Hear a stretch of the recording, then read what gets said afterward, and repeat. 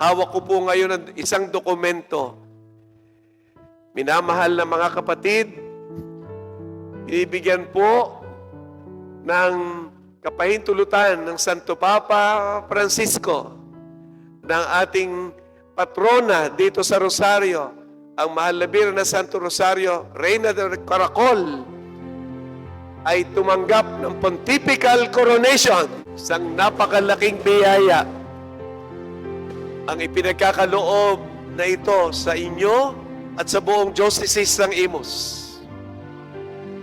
Isang napakalaking blessing ang tinatanggap ng Diocesan Serain na ito at parokya ng Rosario at ang buong sambayanan na ito sa pahintulot na ito ng Santo Papa na koronahan, bigyan ng canonical coronation ang imahe na ito na nasa ating unahan bilang pagkilala ng buong simbahan, hindi na lamang ang simbahang lokal natin dito sa ating diocese, sa kanyang maraming mga biyaya na pinaaabot sa atin sa kanyang pananalangin, sa kanyang pagsubaybay sa ating lahat. Salamat sa mahal na Birhen ng Santo Rosario, Reyna de Caracol. Salamat sa kanyang lalong makainang pagmamahal sa sambayanan na ito.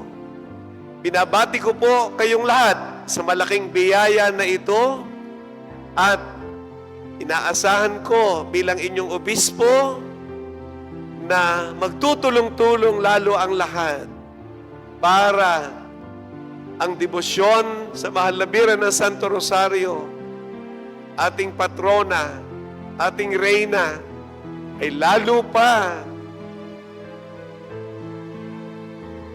dumaloy at maramdaman ng lahat ng tao, di lamang dito sa loob ng ating dambana, maging sa labas ng simbahan na ito, maranasan ang pagkalinga ng mahal na Birhen sa lahat ng mananampalataya.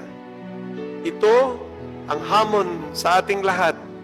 Sana makatugon tayo sa paanyaya na ito, sa hamon ng pagbibigay ng pontifical coronation, canonical coronation, para sa mahal na Birhen ng Santo Rosario, Reyna de Caracol.